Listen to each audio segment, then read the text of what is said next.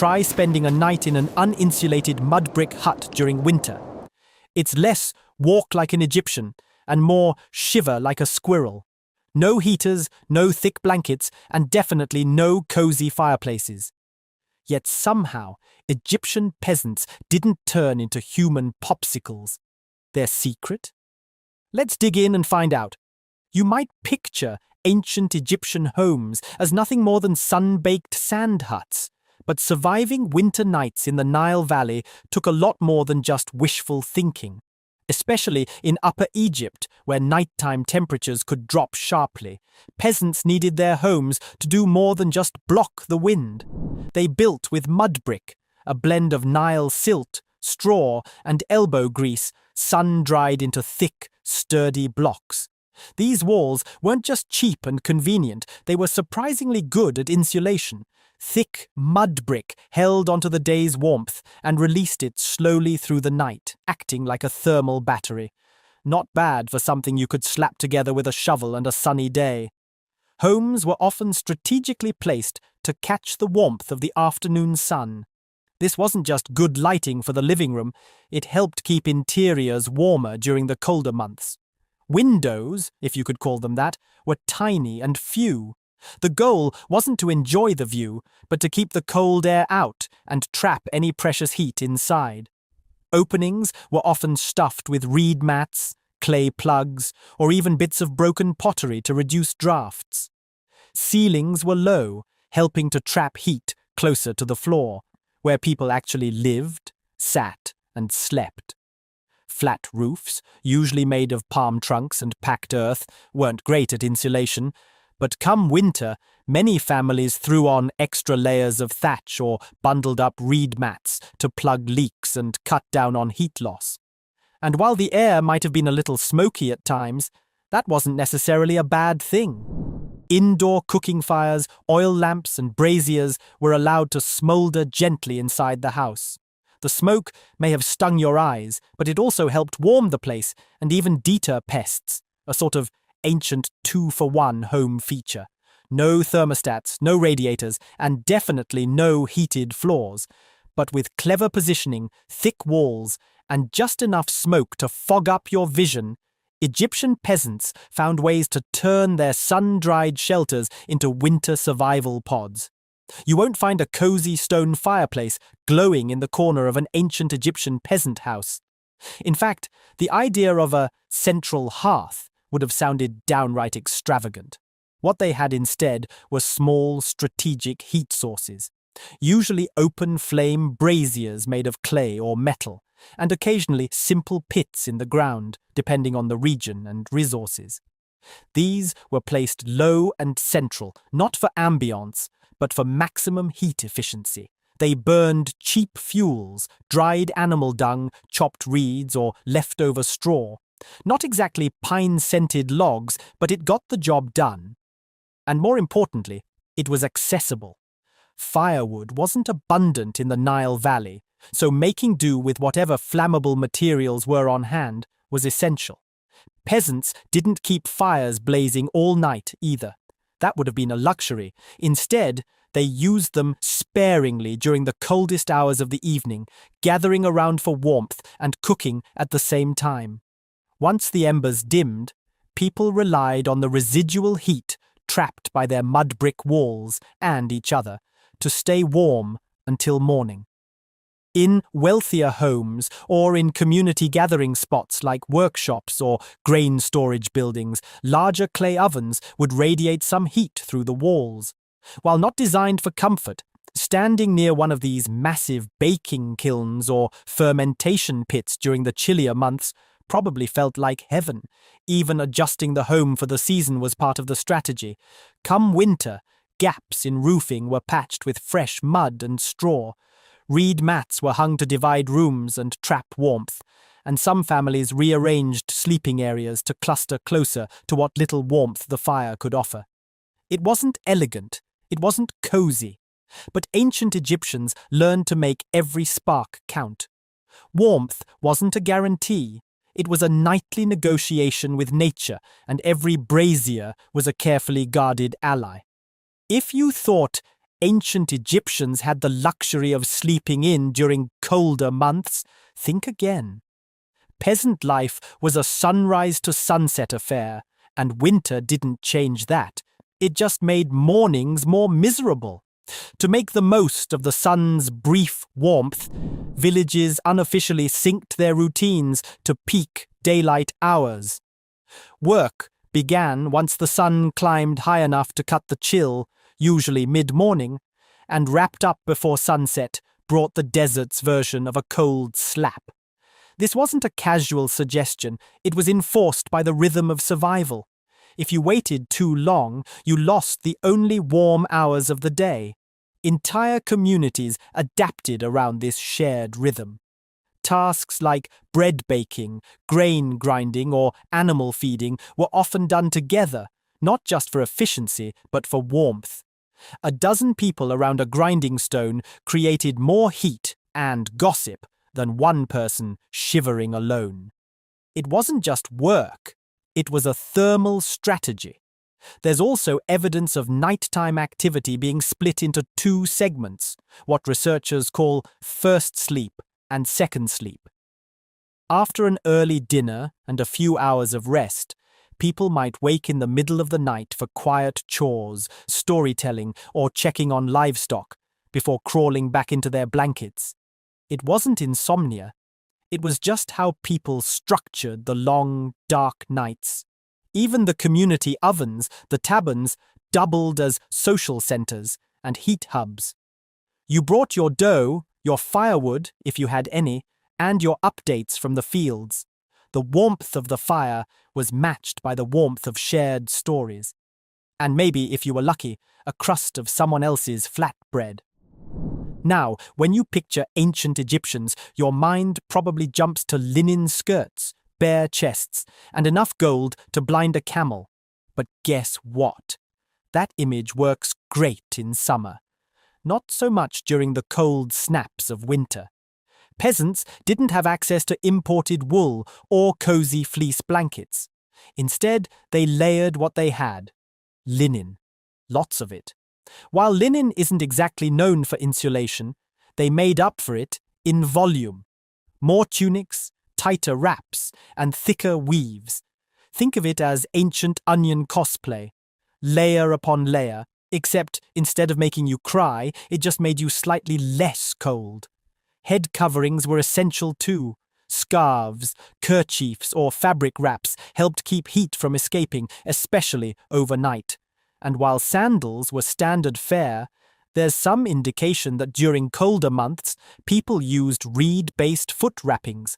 Not unlike ancient flip-flops with insulation, if you can imagine such a thing, outerwear wasn't fashionable, it was functional. Worn linen got repurposed into shawls or cloaks.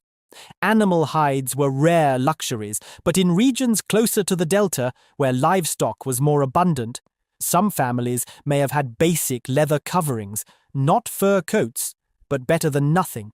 There's even evidence from tomb paintings that people wore layered garments with longer sleeves in cooler seasons, despite the usual hot climate dress code. Ancient fashion wasn't about strutting down a catwalk, it was about not freezing while carrying grain sacks to the granary at 6 a.m. So, yes, they might have looked like they rolled out of bed wrapped in their bed. But in winter, that was kind of the point. Let's get one thing straight. Ancient Egyptian peasants weren't tucking themselves into soft beds with thick quilts and fluffy pillows. No one was curling up under a duvet and binge-watching Netflix. A typical night involved sleeping on woven reed mats or bare packed earth floors. Bedding was minimal, perhaps a thin linen cloth or an animal hide, but nothing close to a warm blanket. Comfort was a luxury, and insulation came second to function. To stay warm, they likely slept in tight, curled positions, conserving body heat and exposing as little skin as possible to the night air. If you've ever pulled your knees to your chest on a cold night, you already understand the logic. Sleeping close together was a necessity. Parents and children huddled tightly, with everyone benefiting from collective warmth. It was less about comfort and more about not freezing before sunrise. And while there's little direct evidence of peasants dragging animals into their homes at night, purely for heat, livestock living nearby, especially in small rural households, meant walls and thatched partitions offered some ambient warmth by proximity. No luxury linens, no space heaters, just the art of sleeping like a curled-up cat on a dirt mat, hoping your uncle doesn't snore. When you're working sunrise to sunset and the desert night hits like a slap of cold limestone, your best defense isn't a blanket, it's your dinner. Ancient Egyptian peasants didn't count calories, but if they did, they'd be loading up like Olympic athletes. The typical peasant diet was dense in carbs and energy, perfect for stoking their internal furnaces. Bread was the heavyweight champion, coarse, gritty, and baked from emmer or barley flour. And this wasn't your soft white sandwich loaf. It was more like edible bricks laced with desert crunch, thanks to the ever-present sand particles in grinding stones.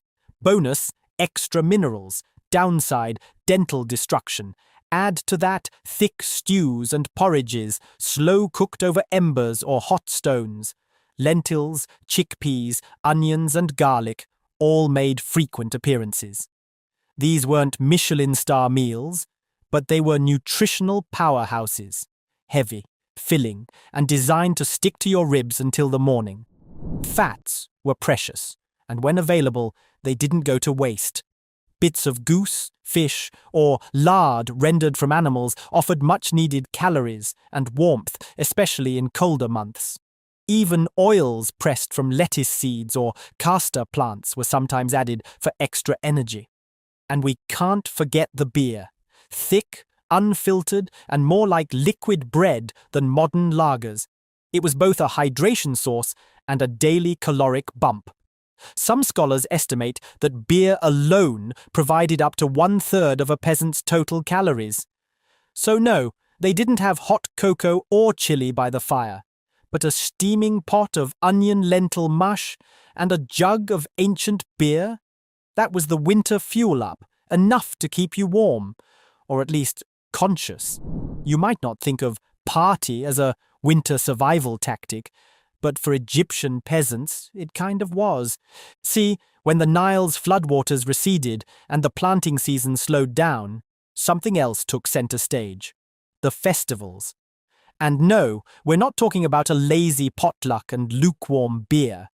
Ancient Egyptian festivals were full-on events, music, food, dancing, chanting, and enough incense to smoke out a small village. One of the biggest was the Feast of Koyak, honoring the death and resurrection of Osiris. It fell right around the coldest time of the year, and while its religious meaning was profound, it also doubled as a perfect excuse to gather, move around, and stay warm.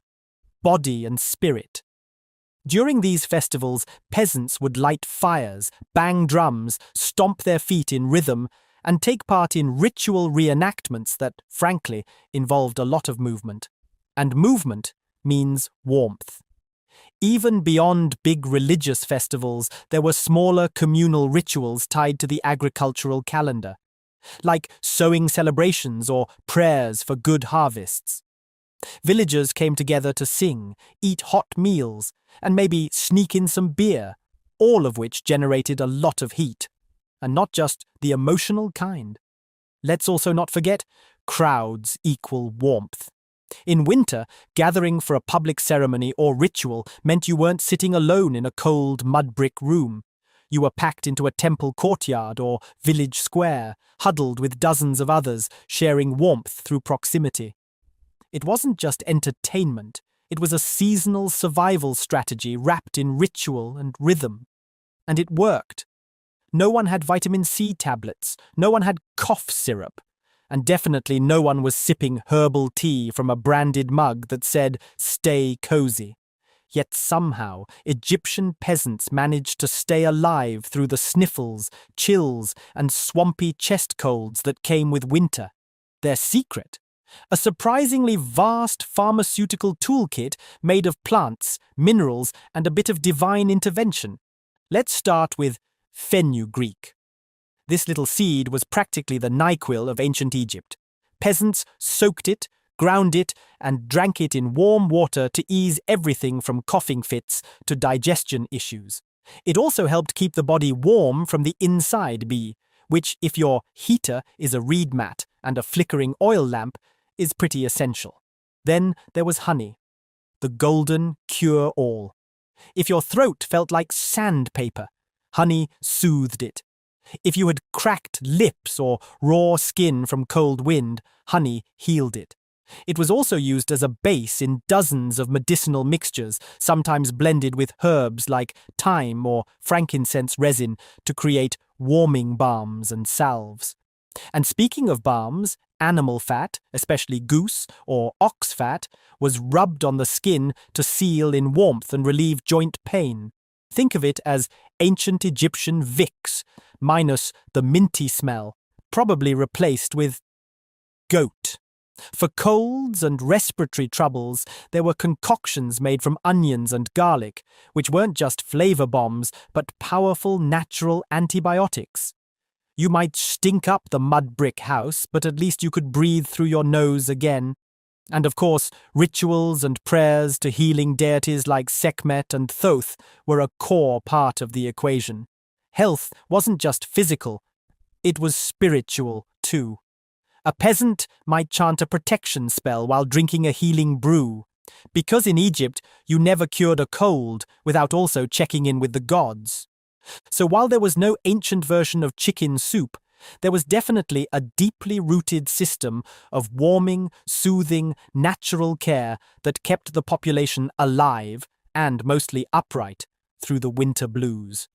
Hit that subscribe button and let us know what you want to hear about next in the comments. We've got more ancient life hacks, forgotten resilience, and Nile-side ingenuity coming your way.